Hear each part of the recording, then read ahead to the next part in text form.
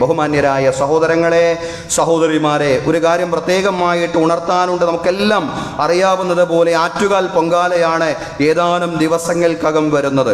വേറൊരു വിശ്വാസവുമായി ബന്ധപ്പെട്ടതാകയാൽ അതിൻ്റെ ആചാരങ്ങളിലും ചടങ്ങുകളിലും നമ്മൾ പങ്കാളികളല്ല. പക്ഷേ കുറേ സഹോദരിമാരും കുട്ടികളും തിരുവനന്തപുരം നഗരത്തിലേക്ക് അതിഥികളായിട്ട് എത്തുന്ന സന്ദർഭമാണ്.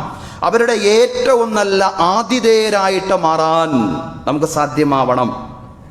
റമദാനിലാണ് ഈ വർഷം യാദർശികമായിട്ട്, കഴിഞ്ഞ വർഷവും അങ്ങനെയായിരുന്നു ഈ പൊങ്കാല ഉണ്ടാവുന്നത്.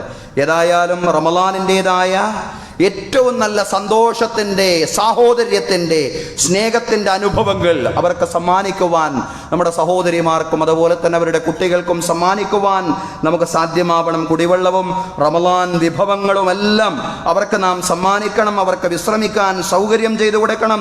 നമ്മുടെ മസ്ജിദുകളും വീടുകളുമെല്ലാം അവരുടെ മുമ്പിൽ പൂർണ്ണമായും തുറക്കപ്പെടുന്ന ഒരു സാഹചര്യം തീർച്ചയായും ഉണ്ടാവേണ്ടതുണ്ട്. സ്നേഹവും സാഹോദര്യവും. അതുകൊണ്ട് മാത്രമേ നമുക്ക് ലോകത്തും രാജ്യത്തും വളർന്നു വരുന്ന ഇസ്ലാമോഫോബിയയും വിദ്വേഷത്തെയും പ്രതിരോധിക്കാൻ സാധിക്കൂ എന്നുള്ള പൂർണ്ണമായിട്ടുള്ള ബോധ്യം നമുക്കുണ്ടാവണം സഹോദരങ്ങളെ. അതിനുള്ള ആ ഒരു നമ്മുടെ സ്നേഹത്തിൻ്റെ, സാഹോദര്യത്തിൻ്റെ നല്ല നല്ല ആവിഷ്കാരത്തിനുള്ള സന്ദർഭമാണ് ഇതുപോലുള്ള സന്ദർഭങ്ങൾ എന്ന് പറയുന്നത്.